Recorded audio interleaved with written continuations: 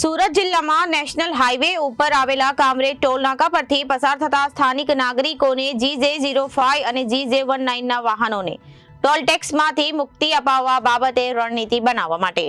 આજ રોજ સુરત જિલ્લાના અંબોલી ખાતે આગેવાનો દ્વારા મીટિંગનું આયોજન કરવામાં આવ્યું હતું. સુરત જિલ્લાના કામરેજ ટોલ નાકા પરથી કામરેજ, ઉમરપાડા, માંગરોળ, પલસાણા, ચોર્યાસી, બારડોલી, માંડવી અને ઓલપાડ તેમજ સુરત શહેરના અને જિલ્લાના હજારો વાહનો પસાર થાય છે અને સન 2019ના વર્ષમાં આગેવાનો દ્વારા સુરત કલેક્ટરશ્રીને રજૂઆત કરાતા કામરેજ ટોલ નાકા ખાતે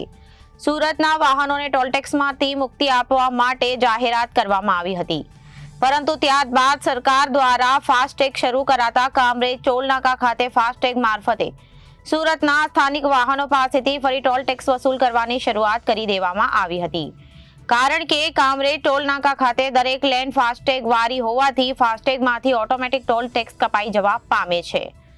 જેથી સ્થાનિક આગેવાનો, સુરત જિલ્લાના ગામના અનેક સરપંચશ્રીઓ, ટ્રાન્સપોર્ટરો, ખેડૂત આગેવાનો, ઉદ્યોગકારો સહિતના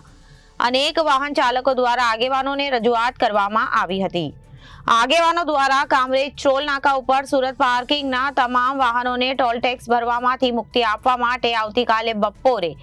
2:30 કલાકે સુરત જિલ્લા કલેક્ટરશ્રીને આવેદનપત્ર આપી સુરત જિલ્લાના સ્થાનિક વાહનો માટે અલગથી 2 લેન શરૂ કરવા માટે રજૂઆત કરવાનું નક્કી કરવામાં આવ્યું છે. આ મીટિંગમાં ગુજરાત પ્રદેશ કોંગ્રેસ સમિતિના મહામંત્રી દર્શન નાયક, દિનેશભાઈ સાવલિયા, યુનુસભાઈ શેખ, નવીન દલવાડી, ઇરફાન બેલીમ, હિતેશભાઈ ચૌહાણ, જગદીશભાઈ પ્રજાપતિ, વિવેક પરમાર, જયેશ ઉમરેકર, જિગ્નેશ પરમાર, તાબેલ અલી મોમીન, પ્રતીક સિંધા, મોહમ્મદ જેપી, ઝુબેર આગેવાન, અકબર રાણા, સુલેમાન ડોબા સહિતના આગેવાનો હાજર રહ્યા હતા. Reporter Arvind Rathod, Janadesh news, Surat.